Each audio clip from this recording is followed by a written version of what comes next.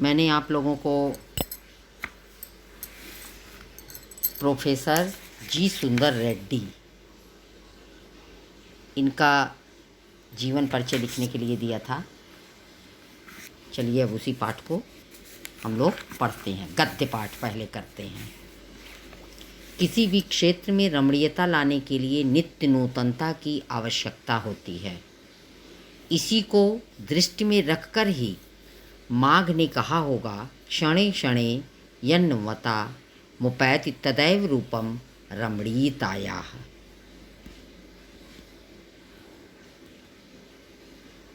रमणीयता और नित्य नूतनता अन्योन्याश्रित हैं। रमणीयता के अभाव में कोई भी चीज़ मान्य नहीं होती। नित्य नूतनता किसी भी सर्जक की मौलिक उपलब्धि की प्रामाणिकता सूचित करती है और उसकी अनुपस्थिति में कोई भी चीज़ वस्तुतः जनता व समाज के द्वारा स्वीकार्य नहीं होती। सड़ी गली मान्यताओं से जकड़ा हुआ समाज जैसे आगे बढ़ नहीं पाता, वैसे ही पुरानी रीतियों और शैलियों की परंपरागत लीक पर चलने वाली भाषा भी जन चेतना को गति देने में प्रायः असमर्थ ही रह जाती है। भाषा समूची युग चेतना की अभिव्यक्ति का एक सशक्त माध्यम है और ऐसी सशक्तता तभी वह अर्जित कर सकती है जब वह अपने युगानुकूल सही मुहावरों को ग्रहण कर सके। भाषा सामाजिक भाव प्रकटीकरण की सुबोधता के लिए ही उद्दिष्ट है। उसके अतिरिक्त उसकी ज़रूरत ही सोची नहीं जाती।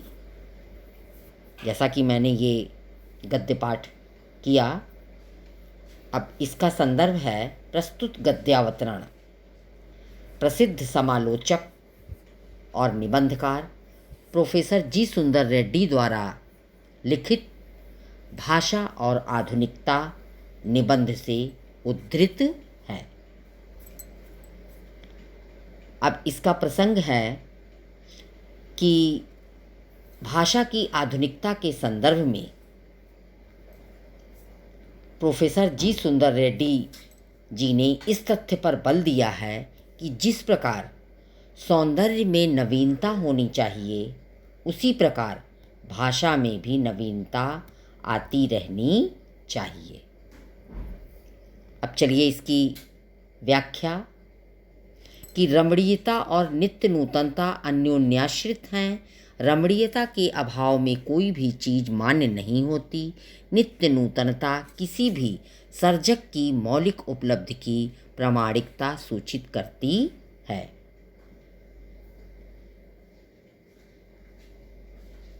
प्रोफेसर जी सुंदर रेड्डी कहते हैं कि भाषा की नवीनता ही उसकी सुंदरता और रमणीयता की द्योतक है।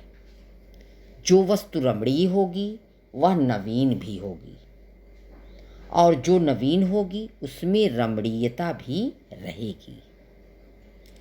इस प्रकार नवीनता और रमणीयता एक दूसरे पर आश्रित हैं, ठीक, अथवा एक ही सिक्के के दो पहलू हैं।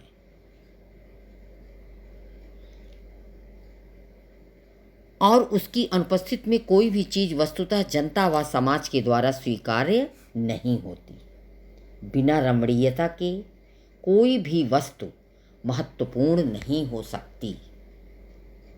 उसको मौलिकता की मान्यता भी नहीं मिल सकती।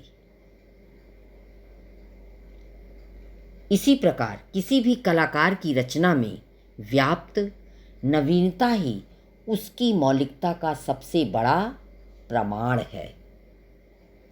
सड़ी गली मान्यताओं से जकड़ा हुआ समाज जैसे आगे बढ़ नहीं पाता, वैसे ही पुरानी रीतियों और शैलियों की परंपरागत लीक पर चलने वाली भाषा भी जन चेतना को गति देने में प्रायः असमर्थ ही रह जाती है। इस नवीनता के होने पर ही समाज उस रचना के प्रति आकर्षित होगा। वास्तविकता यह है कि मौलिक साहित्यकार और कलाकार की रचना में कुछ न कुछ नवीनता अवश्य होती है। यदि कोई कलाकार या साहित्यकार अपनी रचना को नवीन या मौलिक दृष्टि नहीं दे सकता तो उसकी रचना को सामाजिक स्वीकृति नहीं मिल सकती। भाषा समूची युग चेतना की अभिव्यक्ति का एक सशक्त माध्यम है और ऐसी सशक्तता तभी वह अर्जित कर सकती है जब वह अपने युगानुकूल सही मुहावरों को ग्रहण कर सके। जिस प्रकार पिछड़ी हुई रूढ़ियों से ग्रस्त समाज प्रगति नहीं कर पाता, उसी प्रकार पुरानी रीतियों, परंपराओं और शैलियों से जकड़ी हुई भाषा भी समाज में आदर प्राप्त नहीं कर पाती। क्योंकि भाषा सामाजिक भाव प्रकटीकरण की सुबोधता के लिए ही उद्दिष्ट है, उसके अतिरिक्त उसकी जरूरत ही सोची नहीं जाती।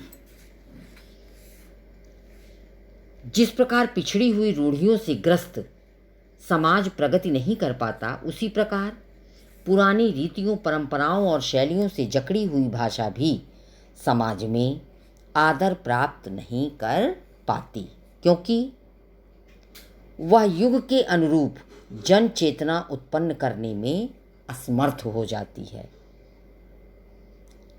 नवीन विचारों और वैज्ञानिकता से परिपूर्ण भाषा ही समाज में प्रतिष्ठित हो सकती है। समय की मान्यताओं के अनुसार शब्दावली तथा शैली को स्वीकार करने वाली भाषा ही सुंदर हो सकती है। अब अगला गद्य है, उसके आगे चलिए। भाषा स्वयं संस्कृत का एक अटूट अंग है। संस्कृत परंपरा से निःसृत होने पर भी परिवर्तनशील और गतिशील है। उसकी गति विज्ञान की प्रगति के साथ जोड़ी जाती है।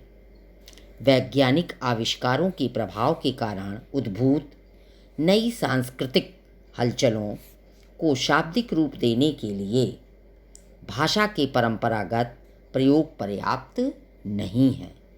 इसके लिए नए प्रयोगों की, नई भाव योजनाओं को व्यक्त करने के लिए नए शब्दों की खोज की महती आवश्यकता है।